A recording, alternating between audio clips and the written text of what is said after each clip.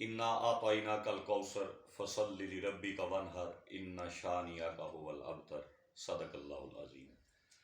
मोअज़्ज़ज़ हज़रात गिरामी कदर अज दे महफिल शेरो सुखन प्यासा अदब अकैडमी हवेली लखा दे ज़ेरे एहतमाम जिंदी सदारत उस्ताद शुरा उस्ताद मोहतरम जनाब मास्टर मंजूर अहमद कैफी साहब फरमा रहे ने। आप स्टेज ते जलवागर ने मैं अब आप गुजारिश कराँगा कि उस्ताद मोहतरम वास्ते एक बार क्लैपिंग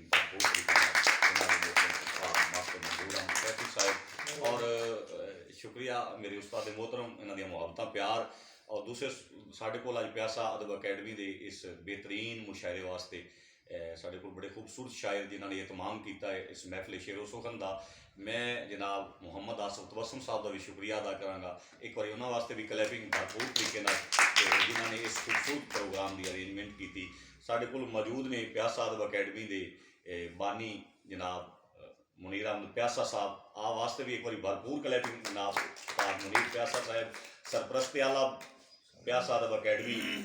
उस्ताद शुरा बुजुर्ग शायर जनाब उस्ताद अमानत अली महिवाल साहब आप वास्ते भी एक बार भरपूर क्लैपिंग जी भरपूर क्लैपिंग। और साढ़े को मौजूद ने सदर प्यासा अदब अकैडमी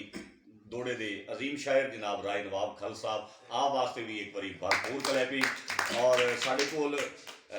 उर्दू अदब का बहुत खूबसूरत नाम है नौजवान उभरते हुए शायर मौजूद ने जनाब शहजाद डोगर साहब आप वास्ते भी भरपूर क्लैपिंग आपके तशरीफ आवरियां का शुक्रिया। और सोशल समाजी वर्कर